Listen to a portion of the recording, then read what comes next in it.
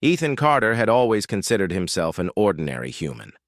A pilot, trained for deep space exploration, he was used to the vast emptiness of the stars and the quiet hum of his ship.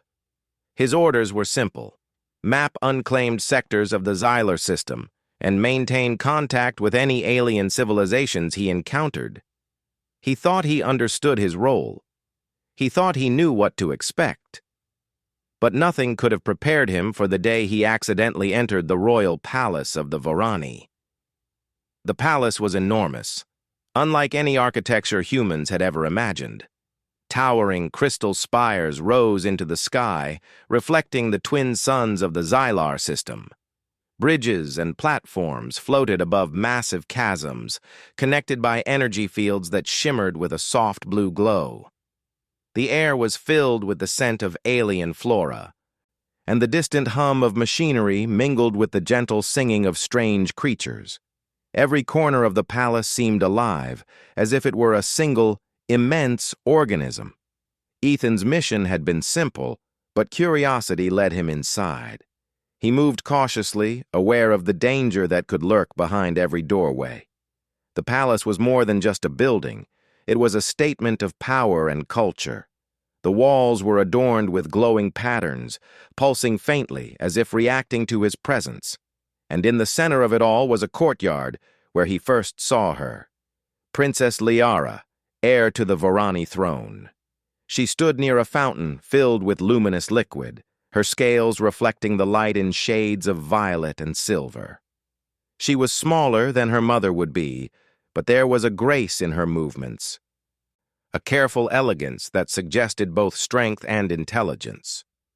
Liara's eyes widened as she noticed Ethan, but she did not show fear. Instead, she tilted her head slightly, curiosity shining through her alien features. Ethan froze.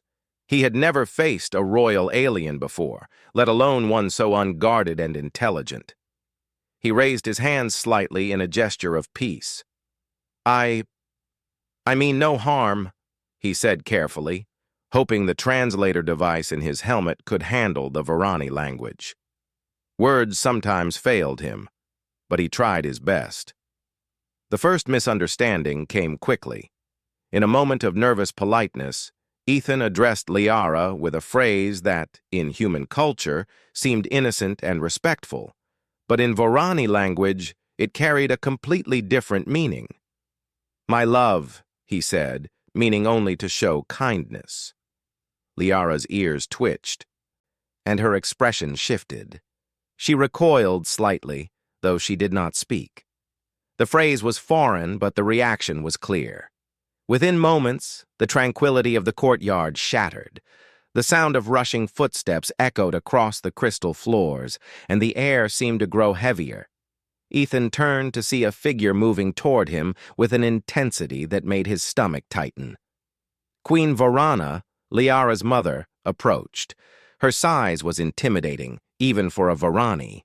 Her silver scales glimmered like liquid metal, and her eyes, sharp and golden, fixed on him with an expression that was equal parts fury and authority. "Did you call my daughter, my love, human?" she demanded. Her voice carried across the courtyard, sharp and commanding. Ethan felt it strike him in a way he had never felt before. The words, though simple, were filled with weight. He had never experienced fear like this, not even in a combat simulation. The queen was close now, each step deliberate, the air seeming to bend around her power. Ethan's mind raced. He tried to respond, but words seemed useless. I meant no offense," he stammered. It was a mistake. I was trying to—" "You dare address her so?" the queen interrupted, her tone cutting through his explanation. She stopped only a few feet away, and Ethan could feel the raw authority emanating from her. Every instinct in his body screamed that he was in danger, yet he had no idea how to fix the situation. Before the tension could escalate further, Liara stepped between them.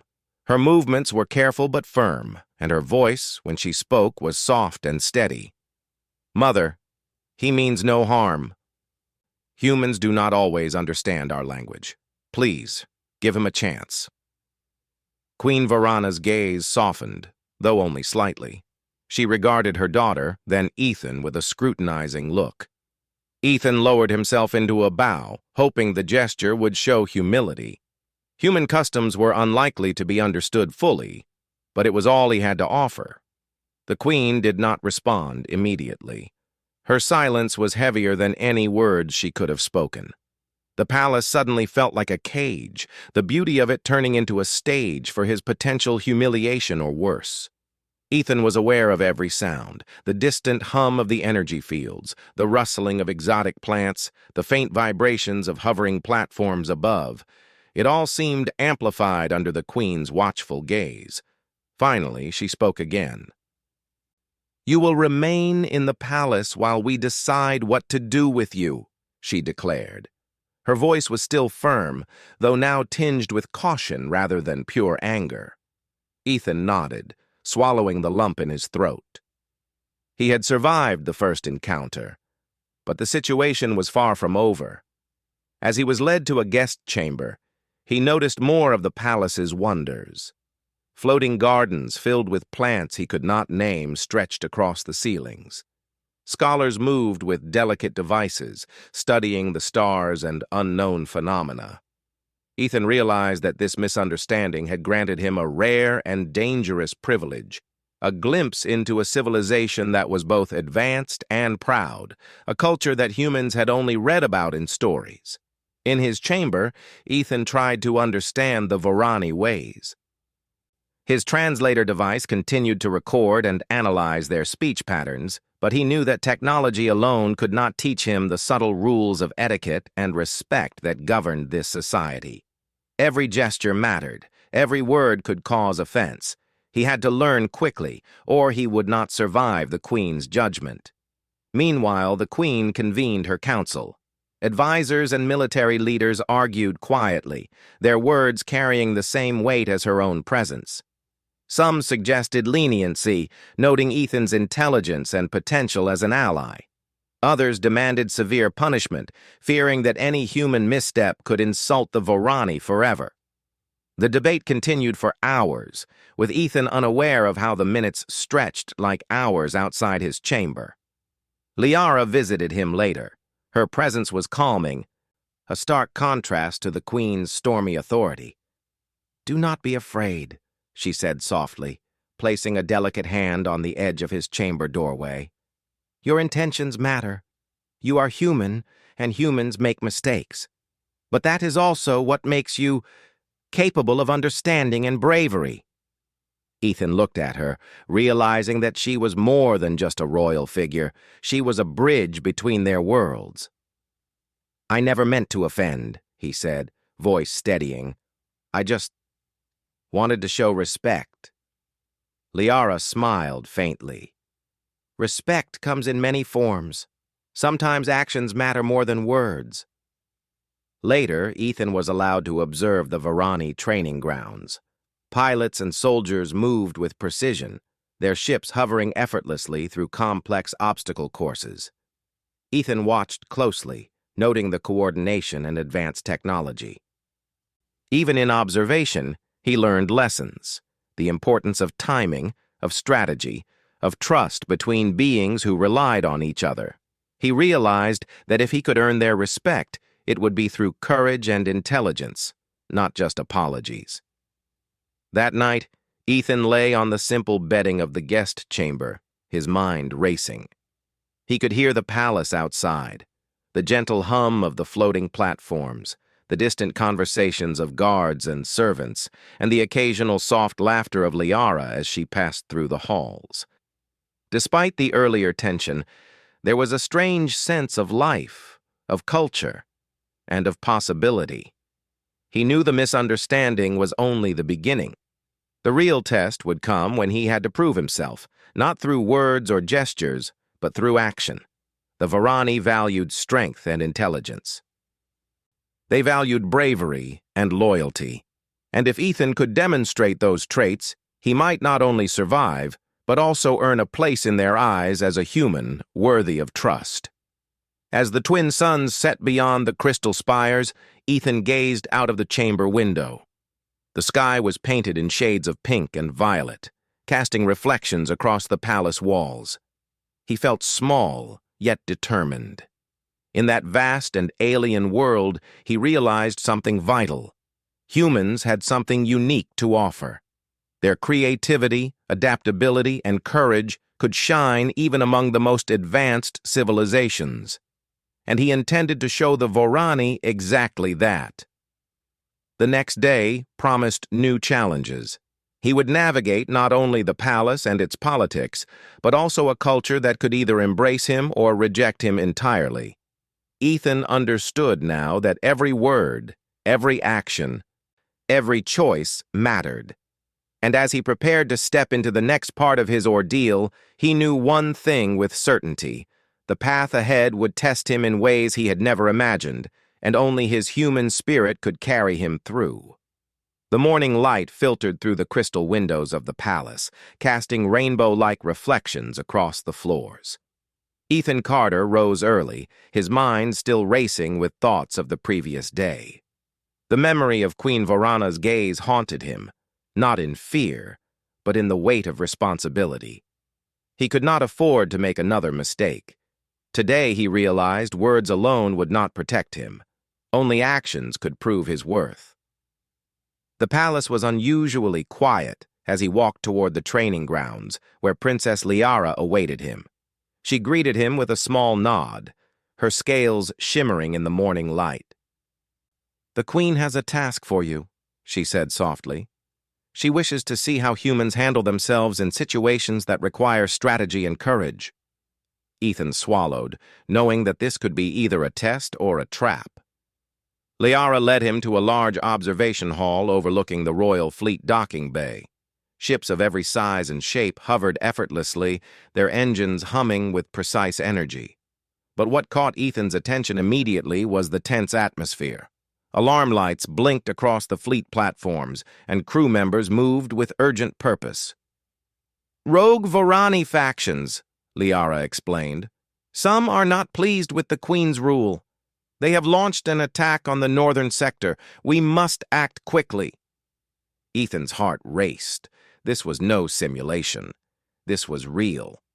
And now, the Queen's judgment rested not on his politeness or understanding of culture, but on his ability to act under pressure. He took a deep breath and approached the fleet commander. "Tell me everything you know about their ships and strategies," he said. "Then let's plan our defense."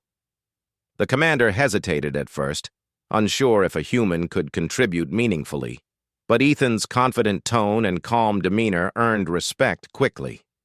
He listened carefully as the commander explained the rogue faction's tactics: fast but uncoordinated attacks, relying on speed and surprise rather than strategy.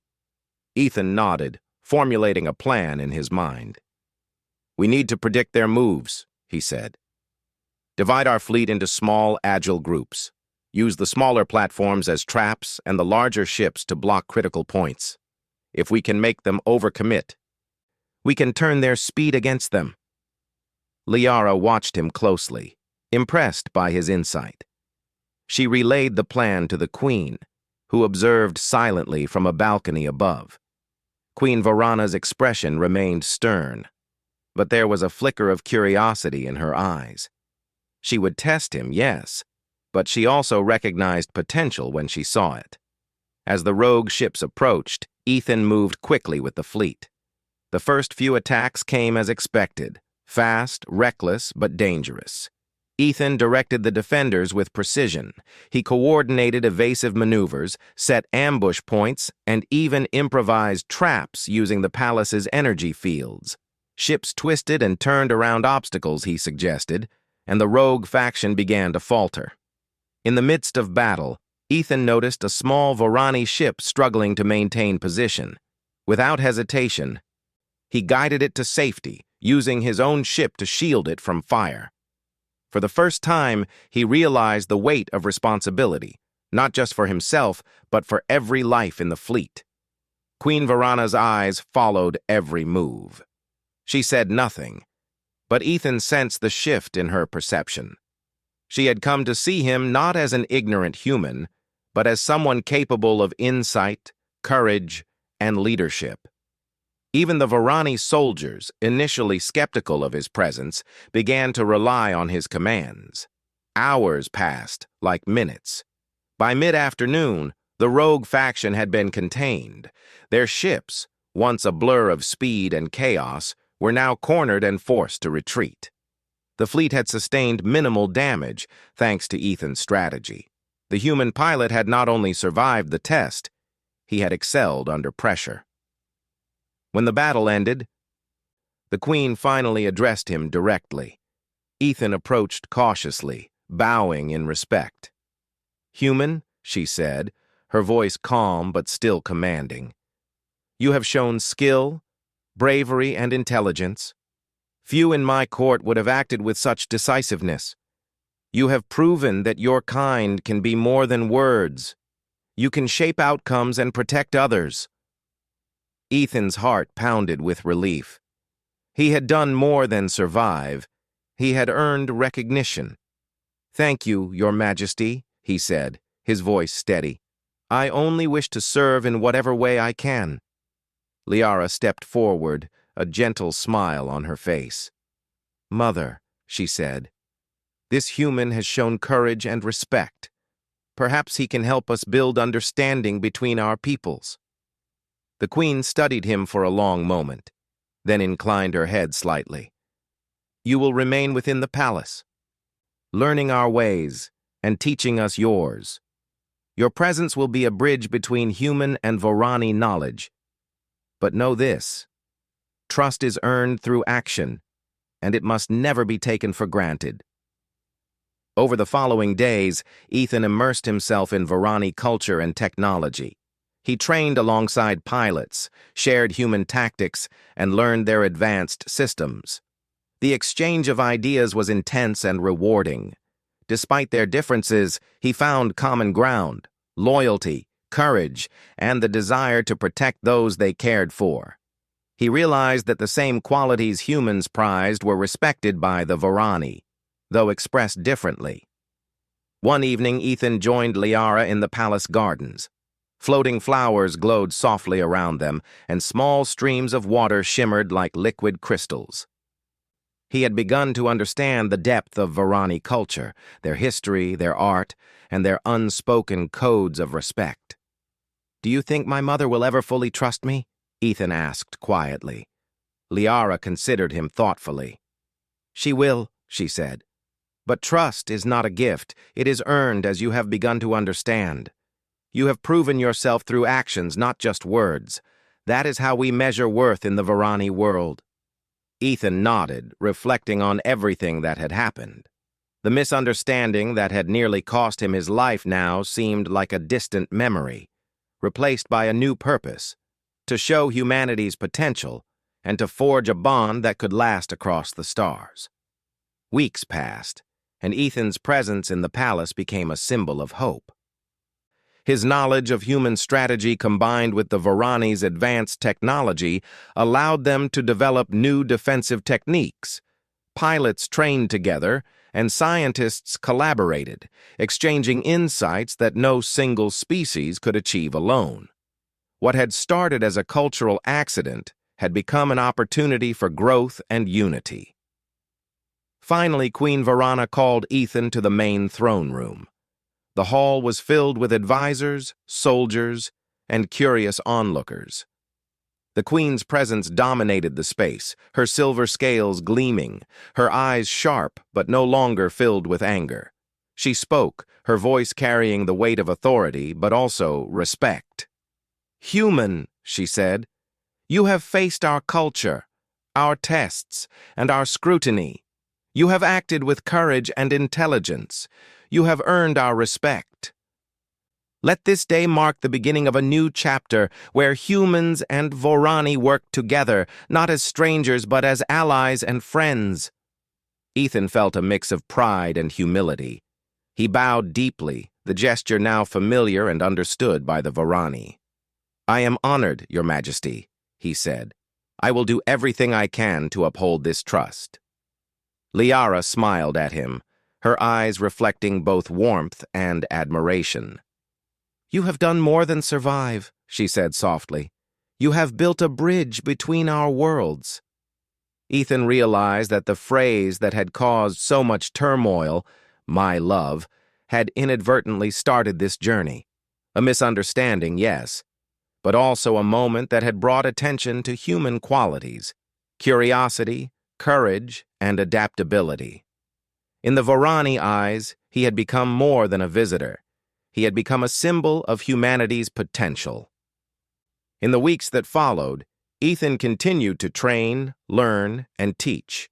He explored the palace's wonders, observed the stars from new perspectives, and engaged in discussions that stretched his mind. The Queen occasionally tested him with questions, scenarios, and challenges, and each time he responded with ingenuity and honesty.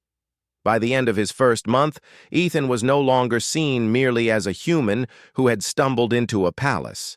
He was a valued member of the Varani court, respected for his bravery, intelligence, and unwavering integrity. The Queen's initial fury had transformed into cautious respect, the kind that recognized potential and honored merit. One evening, as Ethan watched the twin suns set behind the crystal spires, he felt a sense of peace. He had entered this world by accident, faced danger, and survived cultural judgment. More importantly, he had demonstrated the strength of the human spirit, not through superiority, but through courage, creativity, and compassion. He had learned a lesson that would stay with him forever. Across the stars, no matter the differences in form, language, or culture, the values that defined humanity, bravery, intelligence, and respect, were universally recognized. And in the Varani Palace, amid alien wonders and daunting authority, Ethan had shown that humans were capable of remarkable deeds. As night fell and the stars shone brightly over the crystal spires, Ethan knew this was only the beginning. The bridge he had built between humans and Varani would grow stronger, leading to discoveries, alliances, and friendships that neither species could have imagined. And he was ready to face whatever challenges came next, confident in the knowledge that humanity, when guided by courage and honor, could shine across the universe.